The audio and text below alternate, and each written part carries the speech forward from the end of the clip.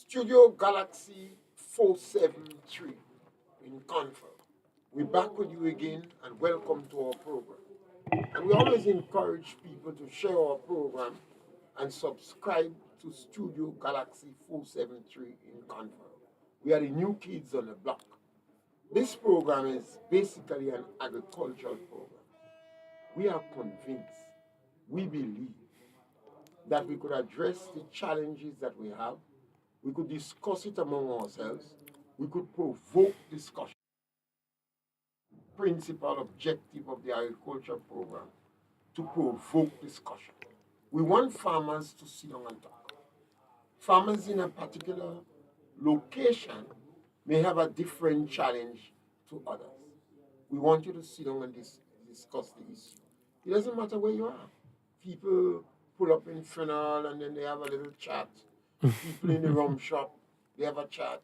But we must believe that we are responsible to address the challenges. And this morning we're very fortunate to have with us again Joshua. I always say Joshua is a man of the Bible, And that's why they give him this name, Joshua. I hope that he understands the role that he plays because his family must have convinced that he have a mission in agriculture. To call him Joshua, not to go and look for souls to go to heaven, but maybe to help to change. And then we have another brother again, Bertrand, BG. BJ is no stranger to agriculture. So both of them on the program with us this morning. And we encourage you to call. The number to call is 410-3030. We will read your post. If you post, we may read it on the program. It's all about provoking discussion in agriculture. Joshua.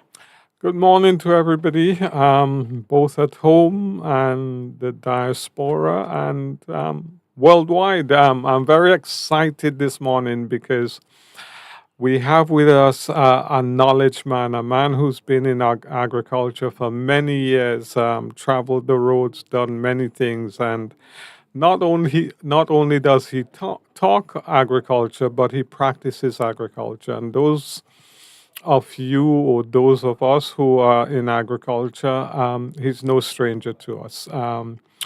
Bertrand John, he also, it's on with Andre. I used to be doing a show with him and Andre on agriculture. So he's been around for a while. I know at one point he was being tapped as a possible candidate for one of the political parties to run, principally because of his knowledge in terms of agriculture and the wider Grenada community. So, Bertrand, BJ, welcome to the show this morning. It's an honor to have you here to sit down and to have a conversation with you. Morning, Joshua. Morning, Mr. Pierre. I'm very delighted and happy to be at Galaxy Radio this morning. I've been looking at you online and was wondering where the station is located. And here am I sitting here. Just want to say a special good morning to the listening public. Feel free to ask your questions and to contribute to the program. Good morning again. Thank you. Bertrand, tell us a little bit about yourself because there's quite a few people will have a little idea about you, but I think what happens when you in the public eye for a while, you assume everybody knows who you are. So give us a little background as it pertains to more agriculture. Let us have an insight. I have been farming for the last 30 plus years. I have engaged in working for other companies like Kenco, River Antoine, Belvedere, River Sally Credit Union.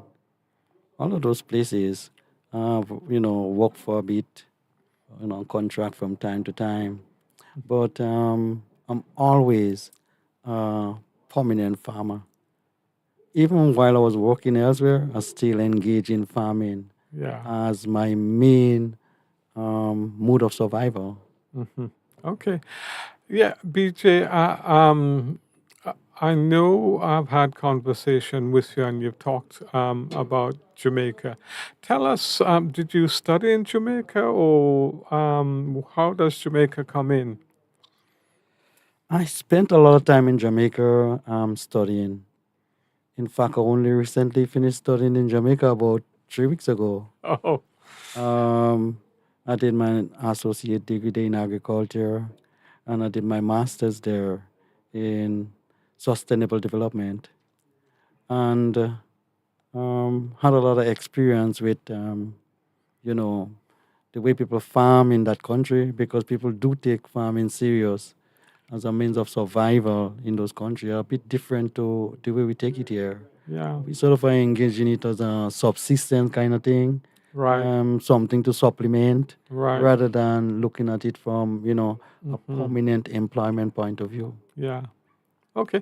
So it sounds as though not only have you been farming, but you've been doing the background, the intellectual, the theoretical. So when you speak from a position of authority. So with those two things you just mentioned, that seems like, possible 6 to 10 years, depending how you doing the study. So, you possess a lot of information, a lot of knowledge. Spent 7 years there.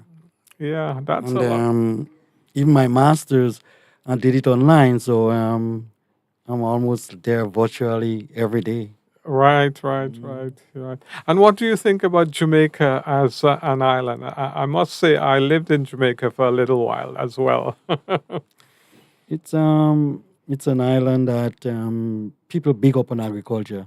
Hmm. Jamaicans eat a lot, and they like a lot of spicy food. And because of that, agriculture seems to be a big thing. You have, the tourism sector is huge, Aha, and yes, those yes, hotel yes. depends on a lot of local products. Yeah, because Jamaica has a few million people, if I can remember. I don't remember Three offhand. 3 million. 3 million, that's a lot of That's a people lot of people. compared to us. A lot of food is being Mm. eaten over there. That's good. Yeah, so BJ, we've had Beryl that's devastated Carriacou and devastated a part of Grenada. I shouldn't just say Carriacou, Petit Martinique as well. Devastated. We now in this what they call the budget cycle, where government are in the process of doing their consultation, looking at views from the nation, whether or not those views are often taken on board. I guess you can't take everybody's views on board, um, but that process is going on for in terms of finalizing the budget now. Given the devastation of Beryl, how do we build back better after Beryl? What's your thoughts? What should we do? How we build back after burial is that we need to have a plan. Hmm. That's what is missing now. A plan as to the direction where we're going Hmm. and where we're spending our resources. Yeah, That's what is missing. I think we have limited resources and we should spend it wisely. yeah. And I'm not sure if we are spending it wisely. Um, Sometimes, if you have 10 families to feed Hmm. and you have groceries, instead of distributing the groceries, sometimes it's better to cook for the different families in one central place. Hmm. Sometimes it costs you a lot less. You have specialization taking place. You're able to get more for the things that you are spending and those kind of things. Hmm. The whole idea about how we distributing money is not based on needs. We are Hmm. just giving it based on acreage. Hmm. Sometimes you can have 5 acres, but you need something different from another person who has 5 acres. Hmm. But the figure that it seems to be distributing is constant. Hmm. Even if it's not enough, it's still constant. And I'm saying that you can, act in a more wise manner by distributing the money in a geometric way rather than in an arithmetic way, rather than you just have a standard figure. You can look at people acreage, you know, and the destruction and other factors and put it in. There are software these days where you can put in all those information Yeah. and you get scientific results. Yeah. And they're available. And we have, people at the ministry level.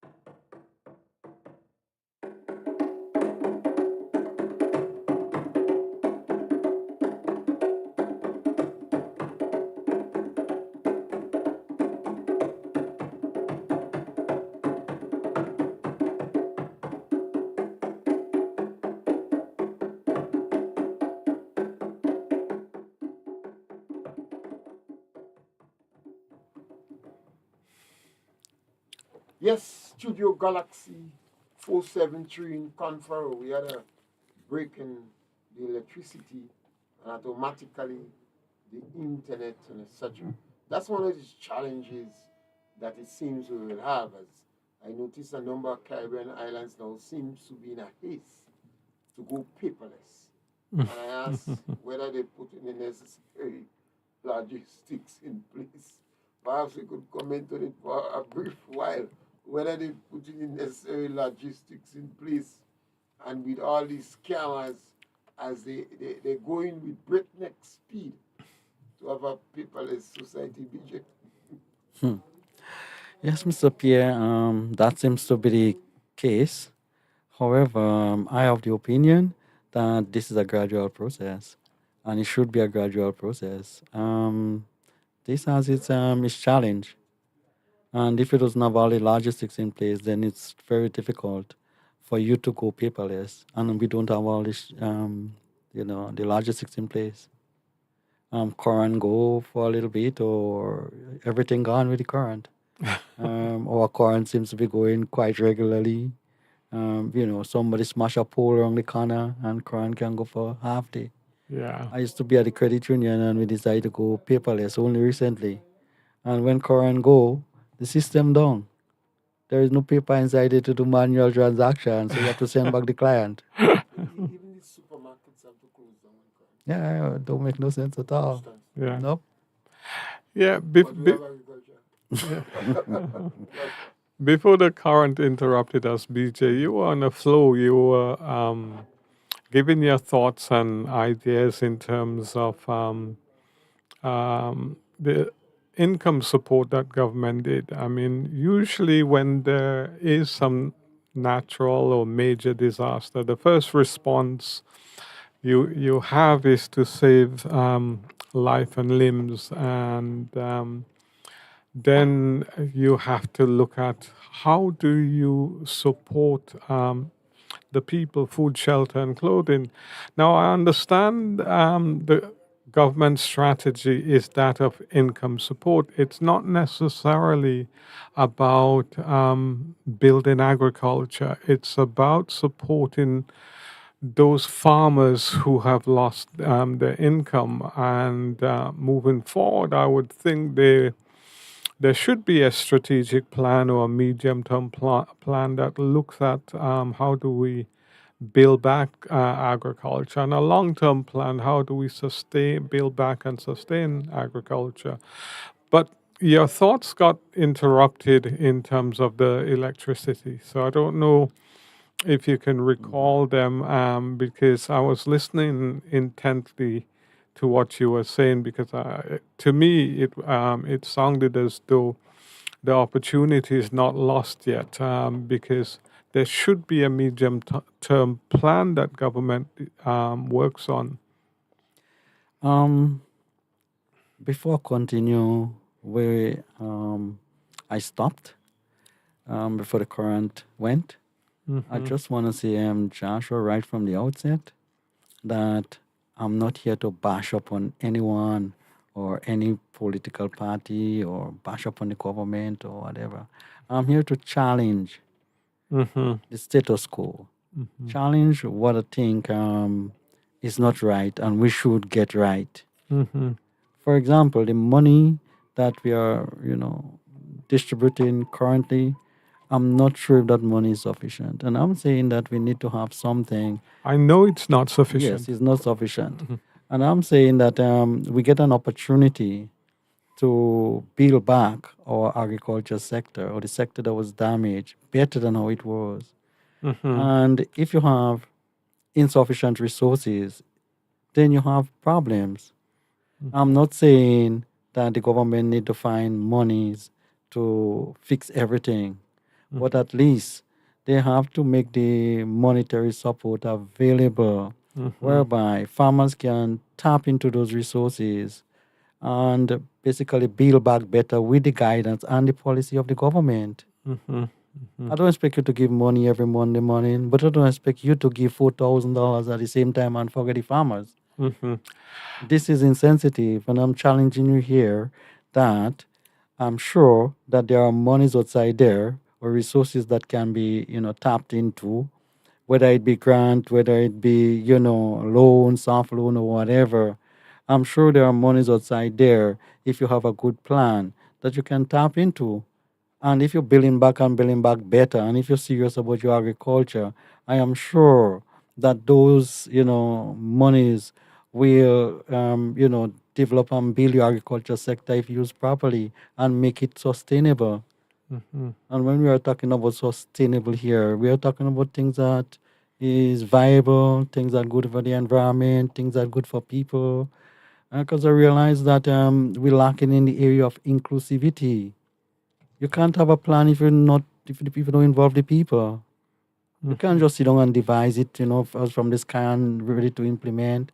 The people must be part of it. In that way, you make it sustainable. You understand where I'm coming from, Mr. Joshua? Well, you used a nice word there, inclusivity, and when you used it, it pricked my attention. And sometimes we need to be clear. So when you say inclusivity, what do you mean? I mean that we shouldn't have politics creeping into agriculture. You need to include everybody, whether it be green, whether it be yellow, whether it be red. It doesn't really matter. Right. Because we have a tendency for politicians to make economic decisions, and generally you tend to get it wrong because politicians will always think as politicians and they have a unique way of thinking, and there are things that require thoughts from the technocrats and not the politicians. Yeah. And you have mixed match.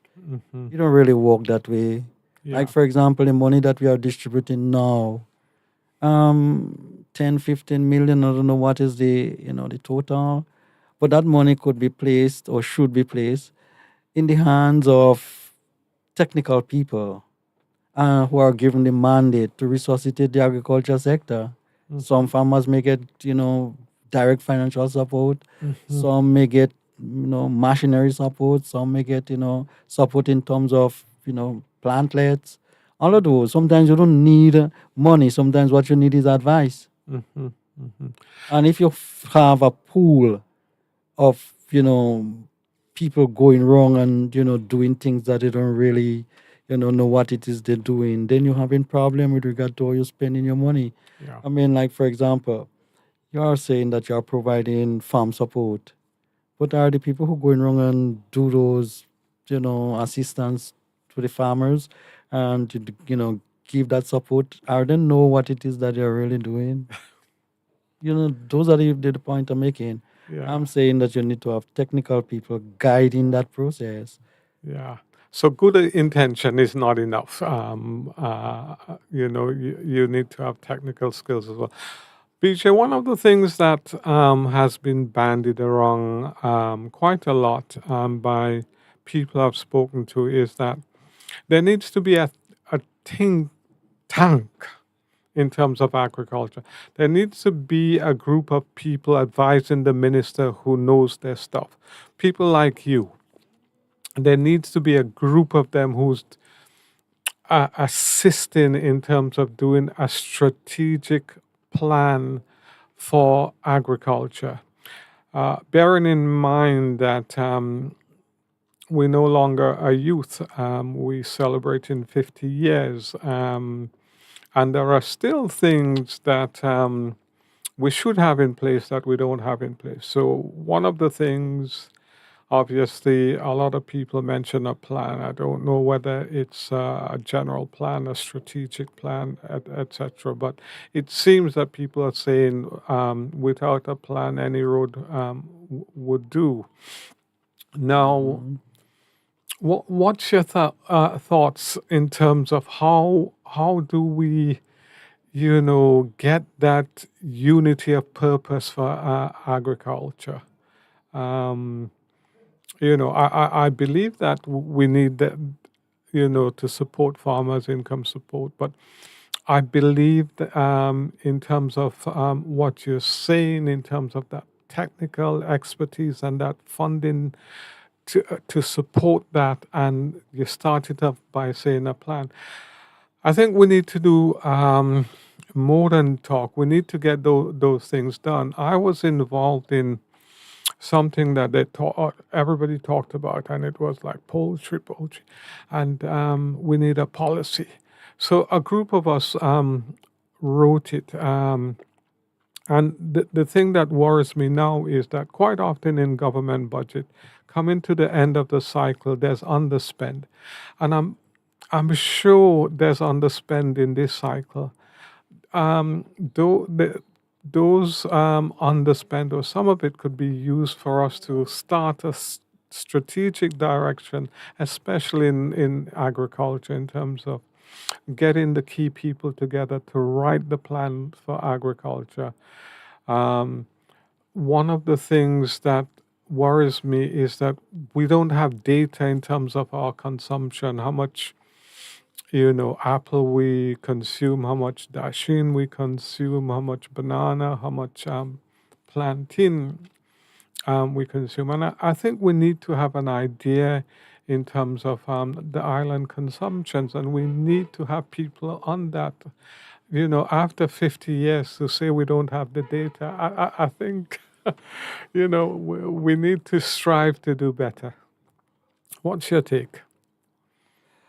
My take is that we need a strategic plan, not just a plan. Mm-hmm. We have to strategize as to how we are going to do tangible things to move the agriculture sector forward. Mm-hmm.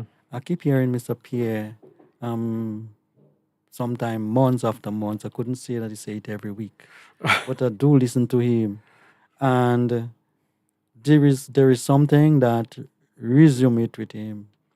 It's the opportunities that the honey industry, the bees industry. I keep hearing him mention it months after months and saying, hang on, there are opportunities here there are, real serious monies that can be made Mhm. from, the proper, husbandry when it comes to bee production. Mhm. And I have no doubt that there are opportunities there. When you think about the benefits that can derive from such, in not just the honey, but in terms of increased pollination and increased production and so on, and we are missing out on a whole heap. Yeah. And we are talking about young people and what we're going to do to get them involved in the whole, agriculture production process. If we motivate people, if we show them that real monies can be made from those entity, they will get involved. So, so you share Mr. Pierre view or thoughts that bees are potentially a multi-million dollar That's business. just one. There are many more.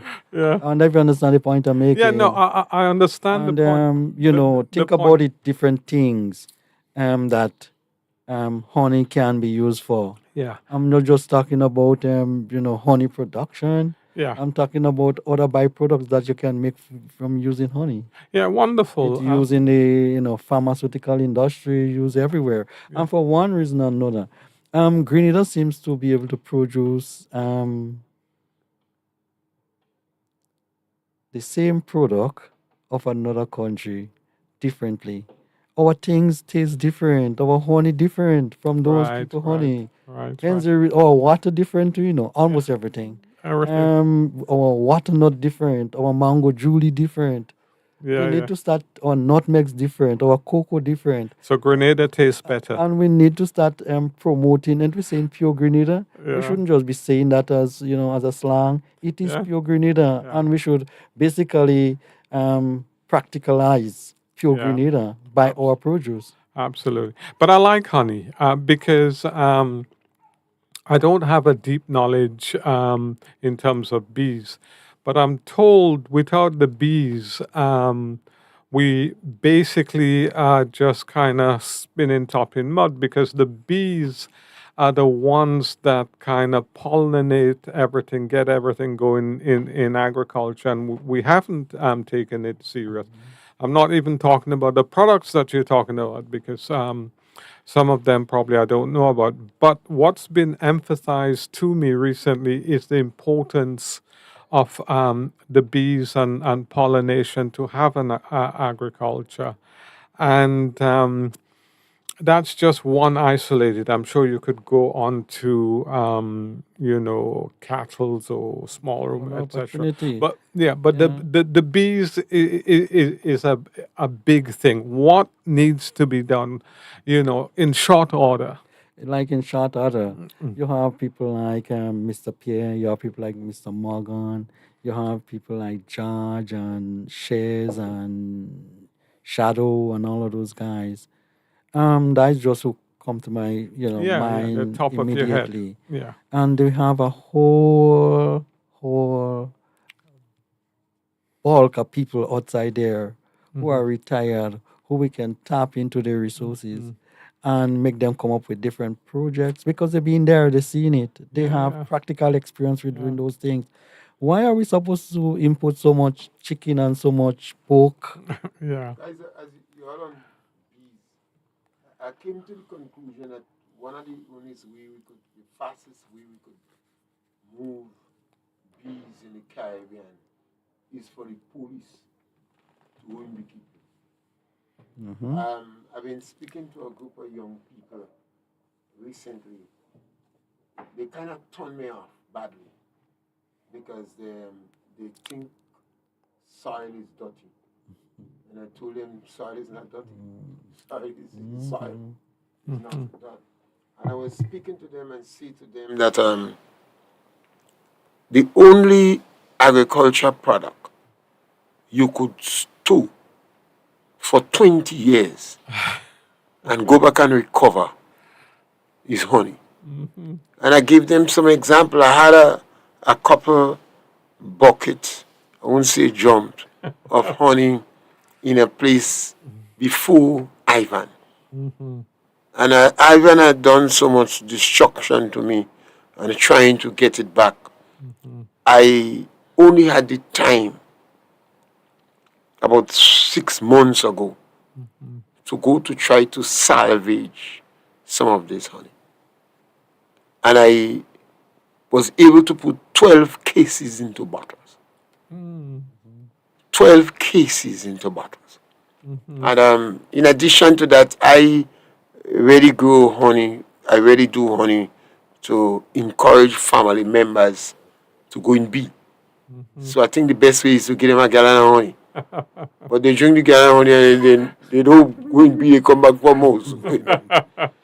And 12 cases of honey with 12 bottles. You're talking about nearly $10,000. I try to put and so much people here and come to me that I bought honey from somebody to sell for them. Because I thought I want to keep a few of these cases so when I reach 100 years. Yeah. But no other agriculture. So I believe the best group of people we could get to go into bees is the police. It's difficult for policemen to go other crops because as soon as they hear the police about a little vegetable, they say, "I'm in Kaiku." But you could stay away from your hives for 2 weeks. Yeah. And I believe that if I would have encouraged the police to train, to have their own hives near the SSU camps and train the people. And I'm certain some countries, France and Israel and some other countries would help them from the military perspective. Right. Because I don't think the university is going to help us. And I don't think agriculture is going to help. And them politicians feed bees. This thing. Yeah. Yeah. So it sounds as though bees underpin agriculture. Pollination. Yeah, it underpins it with pollination, and it sounds also that we have some very qualified producers who I hear that we're not making good use of.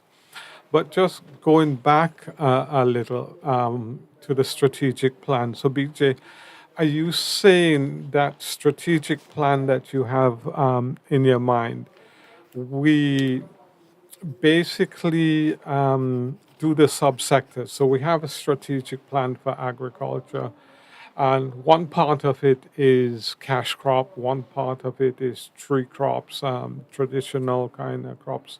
Is something like that you thinking? I am thinking that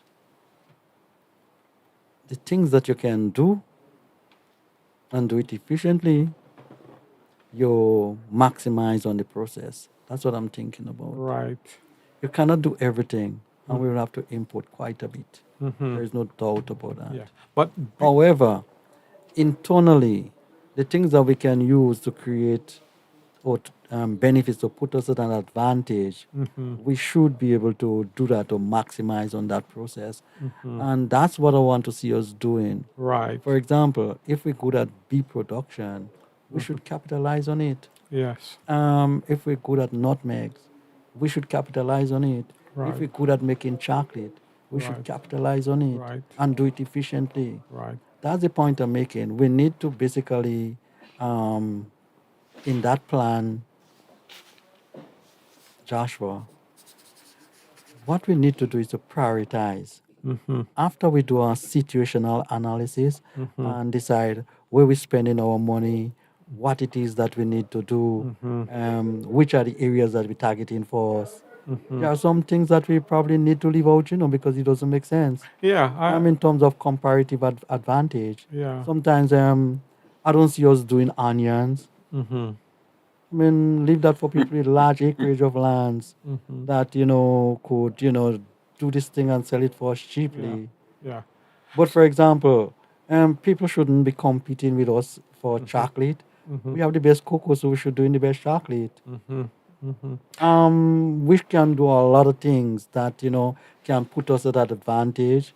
we need to have dialogue with the people at Caribbean Agro and say, hang on, you are keeping us back from developing our small ruminants. Yeah. We have a lot of fodder around the place, Yeah. Yeah. but not a lot of pasture lands. And Okay. it's going to be difficult to cut those things. You Yeah. can only use probably grass and stuff as supplements if you're doing Mm-hmm. really large, scale farming and stuff like that. But Mm-hmm. I don't see us, having to import all those things forever. You go take all the money, Joshua. Yeah. And we are making little money, we getting like remittance Yeah. and stuff. But those monies are going right back out here. Every week the money come in. Yeah. And Every it week the goes money back. goes back out. Yeah. So it sounds to me what you're saying, and I'm beginning to feel it, and I'm beginning to like it. We need a comprehensive strategic plan, but within that comprehensive strategic plan, we need a common sense plan and an immediate plan based on our competitive advantage, what we can do and what is already there waiting for us to do. One of the things that there's a lot of talk about is the whole idea about food security. And I want to explore with you plantains because recently, I've been interested in planting it. I'm not no farmer. I'm a, I'm a junior kind of apprentice farmer. If anything, I'm a trier. And everybody talks about BJ in terms of planting. What's going on with you and planting and the demand for planting, as far as I can see from the little research I've done, is tremendous, and it's a beautiful tasting food. So, are you involved in plantains? We involved in planting, Joshua, on a large scale. We Okay. had lost 100% of the planting by Hurricane Beryl. Mm-hmm. That's not the point I want to make. The point I want to make, Joshua, is after Hurricane Ivan, I brought in 500 plants from Israel Mm-hmm. and used it as a nursery. From Ivan to now, 20 years, I would have sold 50,000 planting plants. And some of the same farmers who bought plants 5, 7 years ago, 10 years ago, they still want plants today. Mm-hmm. The point I'm making, Joshua, um, I only brought in 500 planting plants, and I've Uh-huh. been supplying plants to you for the Fif- last 20 years, and also 50,000. 50,000 plants I would have sold Mm-hmm. to different people. Mm-hmm. Some are very, they are large scale farmers. Mm-hmm. Joshua, the point I'm making, those plants more or less should propagate in such a way whereby planting plants shouldn't be a scarce commodity in Grenada, and it is a Right. scarce commodity. Yeah. It's the manner in which we go about doing things. Mm-hmm. We don't really have prominent business like farmers. We Mm-hmm. need to have serious business like farmers and farms whereby you can go in at those farms and find specific products. For example, if somebody doing planting Mm-hmm. and they're good at planting, they should stick to planting. Right. So you have specialization. Yes. Yes. If an area planting grows better than another area, then you plant the planting in the area where it grows best. Yeah. Those Yeah. kind of thing. If it doesn't have irrigation, then you shouldn't be planting in dry lands. Mm-hmm. You're asking for problems. All Mm-hmm. of those. So we in our plan, Joshua, the plan that I'm talking about is you basically have to prioritize, and when you're prioritizing, you have to take into consideration, Joshua, that your resources is limited, and you have to spend elsewhere in all different areas.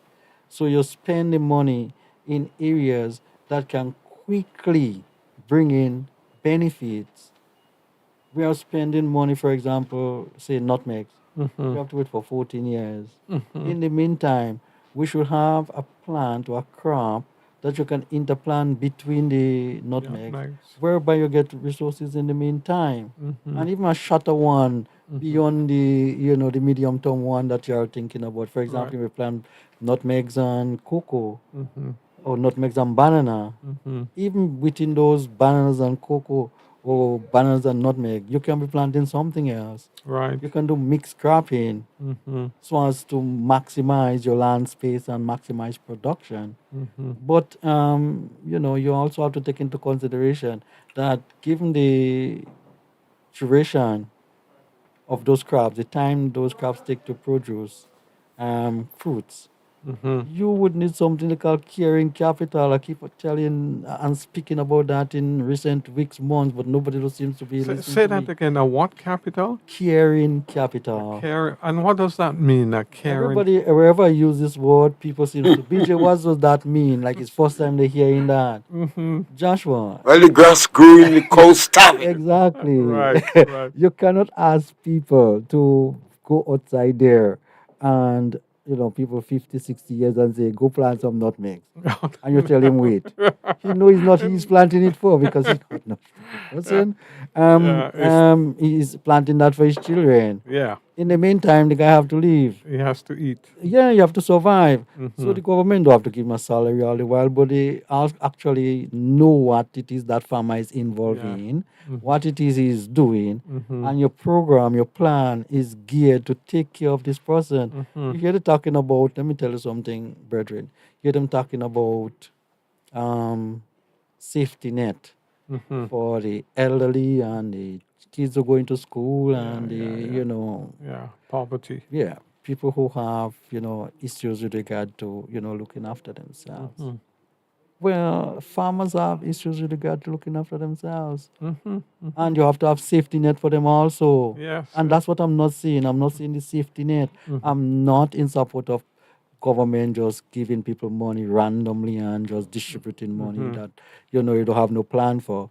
However, if somebody involved in the productive sector, and that area will take a while before you can generate fruit, before you have the direct impact on the economic sector, then that person need to be supported. Okay. So listening to you, this is what I'm seeing in my head, because as you talk, I'm seeing pictures. Um, what I'm seeing is that a farmer has to have a plan, whether the plan is developed by the farmer and extension, etc. And the plan has to be multifaceted, long term, medium term, short term, immediate kind of crops. And that makes sense because it makes so much sense. It's unbelievable. But what I'm seeing is that it takes a bit of hard work and a bit of knowledge and common sense as well, And sacrifice. and sacrifice. But it's a plan that is workable. It's a is plan practical that is plan. practical. It's a plan that we could start on tomorrow. And if Joshua, if the plan is not practical, you could as well as close your book, It's Yeah. not really a plan. You know, understand? I'm just thinking, why, after 50 years of all our great thinkers, agriculture seems to be declining. Why can't we now make a radical shift? Because Mr. Pierre says it, you have hurricanes, destruction, but sometimes it gives you an opportunity to do better. And BJ, what you're saying seemed to me that should be what underpins the school thinking when we, teaching our young people in terms of agriculture. That should be part of the foundation that we're teaching people. All farmers and wannabe farmers like myself, that should be how our plans should be included. I mean, at the moment, I'm excited about planting. To be honest with you, I've got about 500 stools on the ground, so I'm very optimistic about it. But what I should have had is a plan for the long term, medium term, Particularly the dry season. yeah, all and the irrigation. Joshua always hear Mr. Pierre saying, hang on, in order for the kids to basically grow into citizens that can contribute to your country and your economy, you have to practicalize the education as much as possible. Mm-hmm. And he keeps saying, hang on, you know something? Mom, when you want to put some tiles inside the room, why don't get the kid a tape, like measure the dimension of the room and basically calculate how much tiles that you need. So when Mm-hmm. you go into the store, you know how much. Yeah. In that way, the kid more or less, understand what it is he's doing. Mm-hmm. Our education is Mm-hmm. too theoretical. Yeah. The kids don't understand what it is they're learning. Mm-hmm. So when they come out, it's difficult for them to practicalize what it is that is Yeah. necessary for their survival. Yeah. It's not to pass exams, Yeah. Your education Yeah. is basically to Practical and basically make a survival. yeah, to make Yes, life this easier for you. is Yeah. Studio Galaxy 473. And I always say we have to ask ourselves what we producing our children for. Mm-hmm. You know, they say from rags to riches to rags. Mm-hmm. So the farmer made money, built a big house, he educated children, and they make some children, they don't want to see no agriculture. Later on, they cannot maintain the house and they have to sell it. Mm. Gentlemen, as we come down, as we're running out of time, we have to ask the question that we have some crops that we export: cocoa, nutmeg, soursop, fish.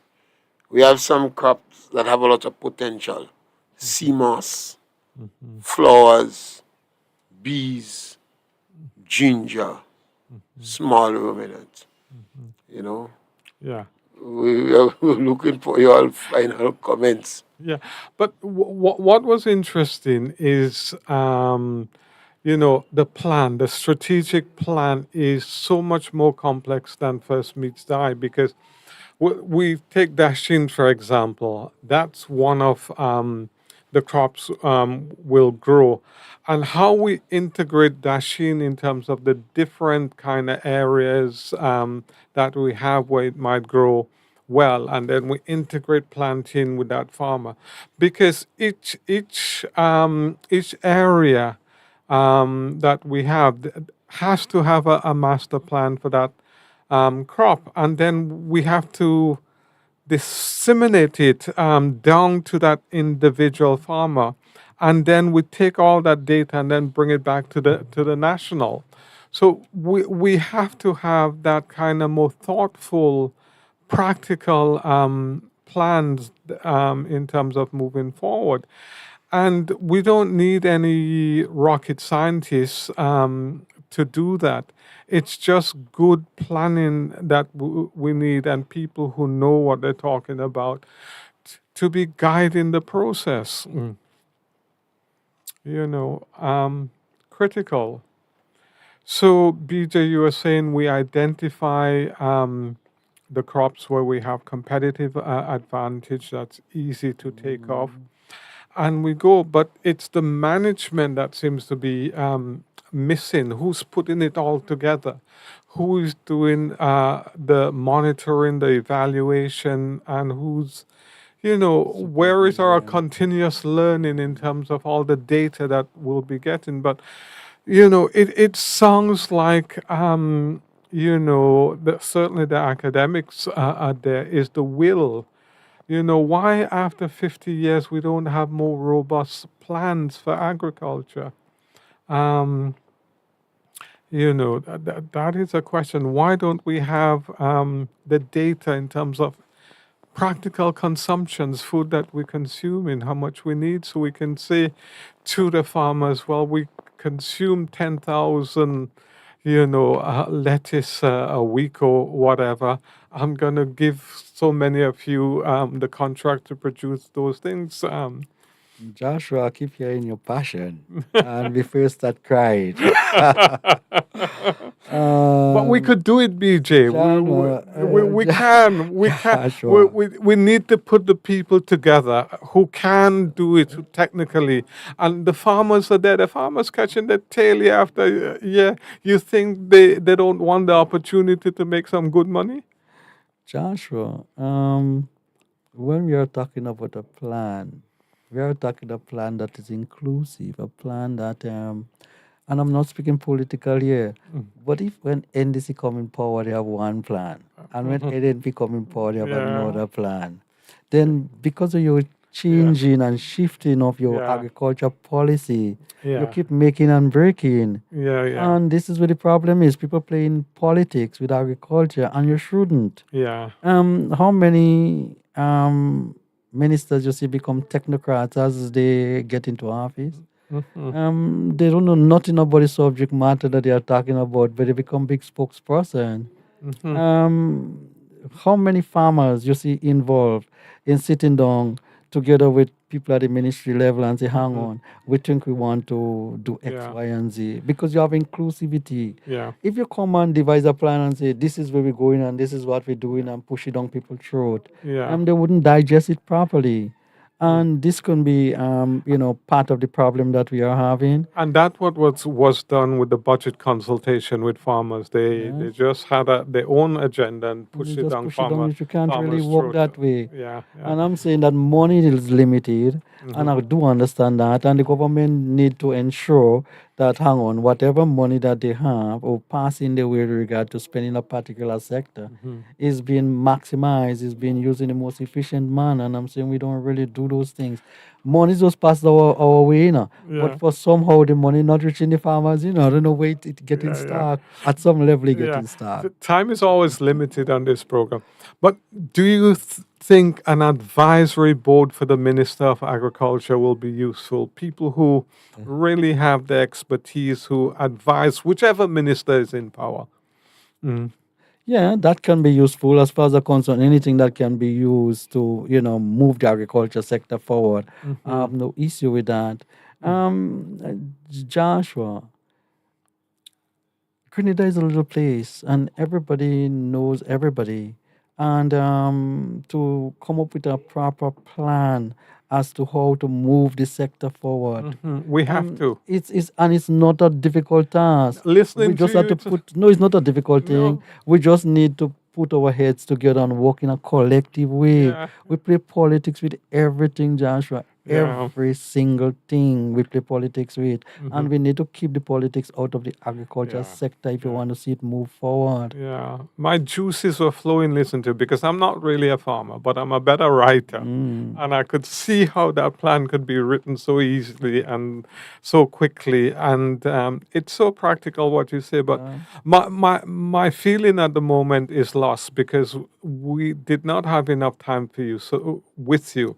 So you really have to come back a couple more times for us to No really, problem. really kind of. Listen, Joshua, I am so proud and happy to be sitting in Galaxy radio station, knowing that this is put together by one of my admirers, Mr. Pierre. Hmm. I will do anything to see this thing move forward. Yeah. Anything. And while we're Yeah. doing anything, we're coming to the end of the program. And one of our challenges is to provoke discussion. So the farmers must be prepared to talk.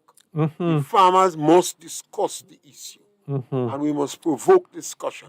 Yeah. And as BJ make the point, the agriculture program must transcend party politics. Once you're speaking about agriculture, you go speak about policies.